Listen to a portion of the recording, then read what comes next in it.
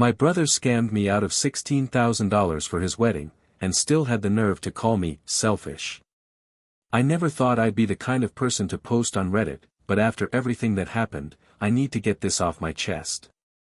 I, 32M, have always been close with my younger brother, Ethan, 29M. Growing up, we didn't have much, our parents worked hard, but money was always tight. I was the responsible one, always saving, always helping out. Ethan, on the other hand, was the dreamer. He dropped out of college, jumped from one idea to another, and somehow always landed on his feet because someone else, usually me, caught him. When Ethan got engaged to his long-term girlfriend, Claire, I was genuinely happy for him. They'd been together for 5 years, and she seemed like a good person. A bit materialistic, maybe, but I figured love makes people compromise. Then the wedding planning started. At first, Ethan called me asking for a little help. He said they were trying to have a modest but elegant wedding, and since he'd been struggling with debt, he didn't have the money up front. I asked how much a little help meant. He said, just a couple thousand, bro. I'll pay you back as soon as I can. I agreed to loan him $2,000. It was a stretch for me, but I figured, it's his wedding. Then came the next call, hey, the venue deposit was more than we thought. Can you spot me another $3,000? I promise this is the last time. Spoiler, it wasn't. By the time the wedding actually came around, I had sent Ethan $16,000 total, venue, catering, flowers, suit rentals, even the damn cake. Every time, he had a reason. He said the photographer canceled, or the florist raised prices, or the DJ needed a deposit right away. He always promised to pay me back after the honeymoon. The wedding itself was extravagant. Not modest, by any means.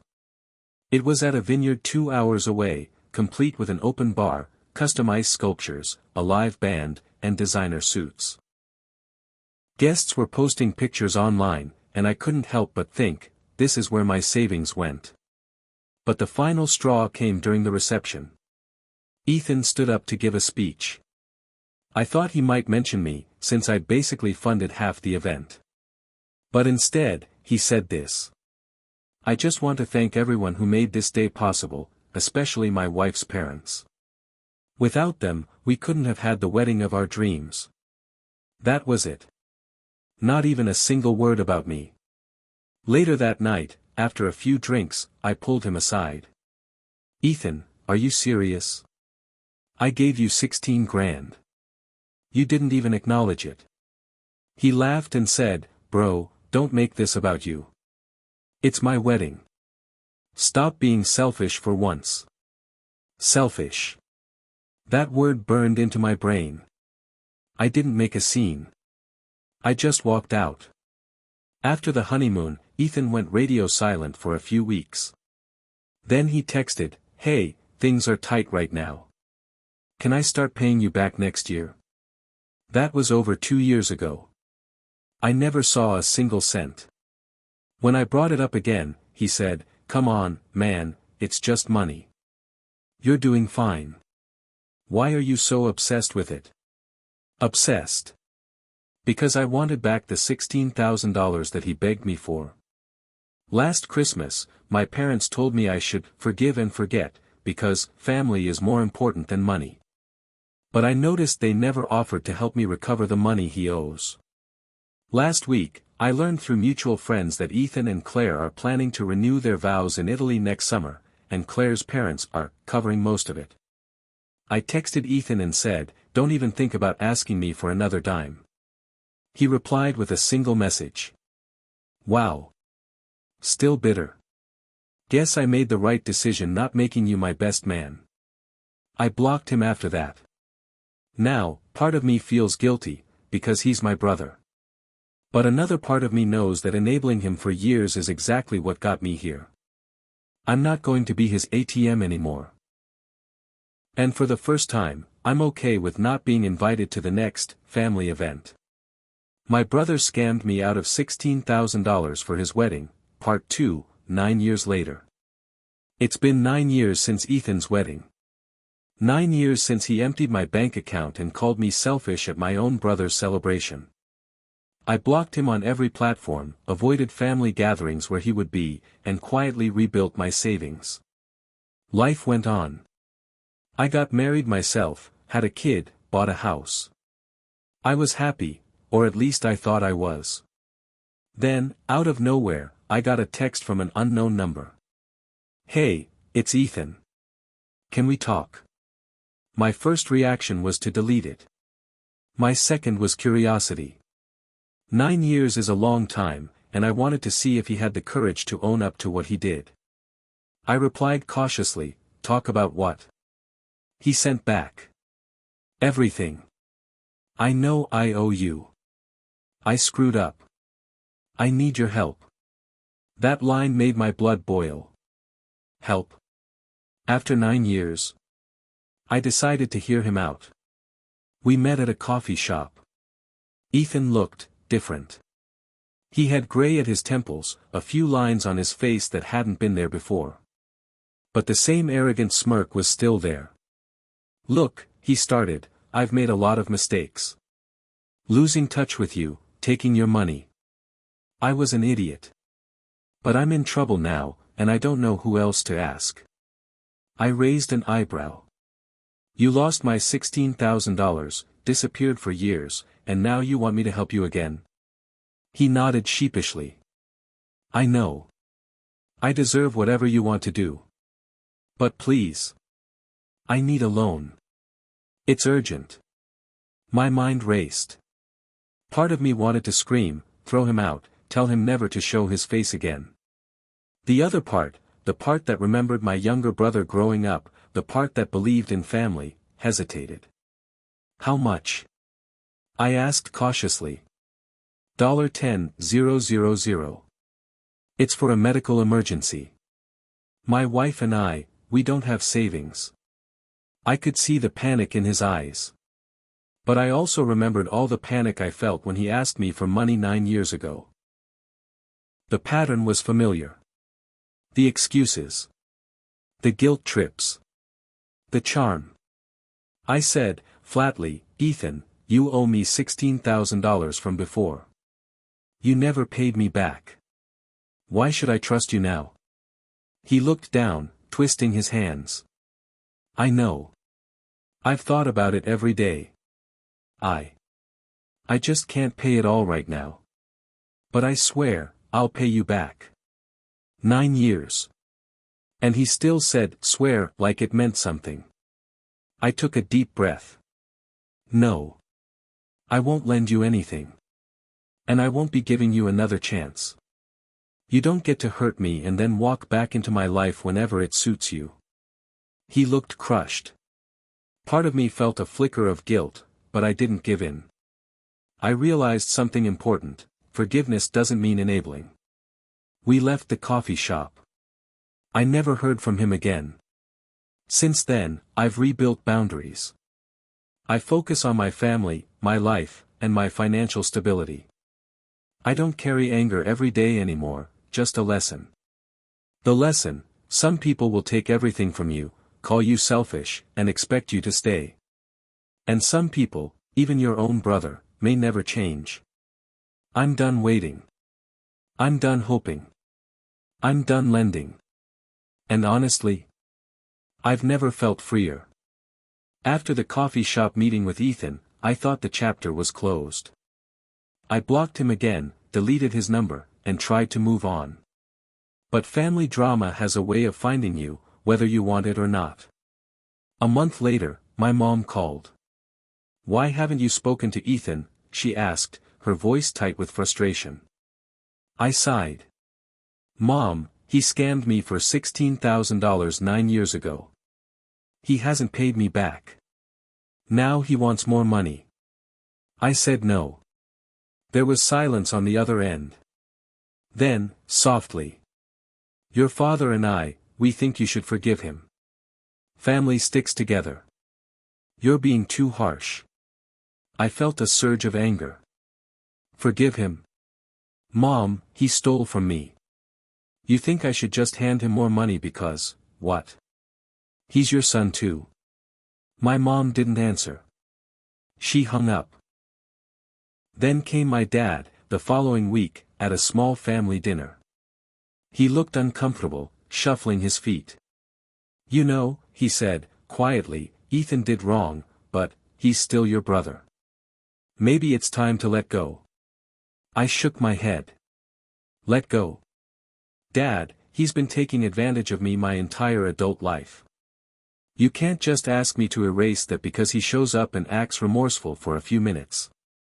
That's when things started to get tense. Aunties, uncles, cousins, suddenly everyone had an opinion. Some said I should forgive him. Others said I was right to protect myself. Even my own wife, who I love dearly, was worried. Oleg, she said, he's your brother. Family is complicated. But, you can't let him keep hurting you. The tipping point came when Ethan's wife, Claire, posted on social media about a family reunion and tagged my parents, but not me. Photos of Ethan smiling, champagne in hand, surrounded by our parents and cousins, filled my feed. I realized then that my decision to cut him off had effectively split my family in two. My parents were on his side, I was alone in my stance. I made a choice. I would stand my ground. I wrote a long email to my parents, explaining everything, the loans, the promises, the lies, the wedding, the renewed attempt to get money. I reminded them that family isn't just about appearances or loyalty to the ones who betray you, it's about respect, honesty, and accountability. They didn't respond immediately. A week later, my dad sent a one-line text. We're disappointed, but we'll respect your decision. Not an apology. Not an acknowledgement of Ethan's behavior. But it was enough. Since then, I've focused on building a life where I don't rely on family loyalty as a shield against exploitation. My parents still see Ethan, but I don't. I don't feel guilty. I don't regret protecting myself. The fallout hurt, yes, but it also gave me clarity. Lesson learned. Sometimes protecting yourself from toxic family members comes at the cost of approval, but it's worth it. You don't have to let blood ties dictate your worth or your money. And as for Ethan, he remains a cautionary tale. Just because someone shares your DNA doesn't mean they deserve your trust, or your money. It's been 11 years since Ethan's wedding and over 2 years since our coffee shop confrontation. I thought the story had ended. I had moved on, financially, emotionally, and socially. I rebuilt my savings, watched my son grow, and enjoyed the peace of a life where I wasn't constantly worried about being taken advantage of. Then, one late summer evening, I got a text from an unknown number again. Oleg, it's Ethan. Please, just read this. For a second, I almost deleted it. But curiosity got the better of me. Oleg, I've been wrong my entire life. I lied to you, I used you, and I betrayed your trust. I'm not asking for money. I want to explain, and I want to apologize. If you can forgive me, I'd like to try to make things right. I stared at the screen. My first thought, why now? But something in his tone, sincere, raw, caught me off guard. Against my better judgment, I agreed to meet him. We met at a quiet park. Ethan looked older, worn down, and genuinely remorseful. No smirk. No excuses. Just regret. I've spent years realizing how much I hurt you, he said. All the money, the lies, the selfishness. I thought I could charm my way through life, but I can't. You were always there, supporting me, and I repaid you with betrayal. I nodded. My chest ached, but not with anger, with the recognition that time had changed him, maybe. I don't expect forgiveness, he continued. I don't deserve your trust. I wanted you to hear me say I'm sorry. And if there's anything I can do to fix it, I will. Even if it's just a gesture, or helping someone else in your name. I was quiet for a long time. Part of me wanted to lash out, to demand the $16,000, to scream at him for every lost opportunity, every sleepless night worrying about my own finances. But part of me, the part that remembers us as kids, remembered his potential for good before greed and arrogance took over. Finally, I said, "Ethan, I can't lend you money again. I can't trust you that way. But I can forgive you. Not because you deserve it, but because I need to let go of this anger for my own life. And if you ever want to make a difference, do it genuinely. No excuses, no strings." Tears welled up in his eyes. "Thank you. That means more than you know." We didn't hug. We didn't shake hands. But we left the park with a quiet understanding: the past couldn't be erased, but the future didn't have to repeat the same mistakes. Over the next year, Ethan volunteered, helped families in need, and slowly began rebuilding his own life honestly. I never gave him money, but I let him prove his sincerity through actions. Now, when I think back on the $16,000, I don't see it as money lost. I see it as a lesson: family can hurt you deeply, but closure and forgiveness are about freeing yourself, not them. And that's the last chapter of my story with Ethan. I'm at peace. I've learned my boundaries. I've reclaimed my life. Sometimes, the hardest lessons teach the strongest truths. Just when I thought the story with Ethan had finally ended, life threw me a curveball. It was 2 years after our park meeting, and I had mostly put him out of my mind. I focused on my family, my job, and rebuilding the trust one once naively gave away. Then I got a call from a number I didn't recognize.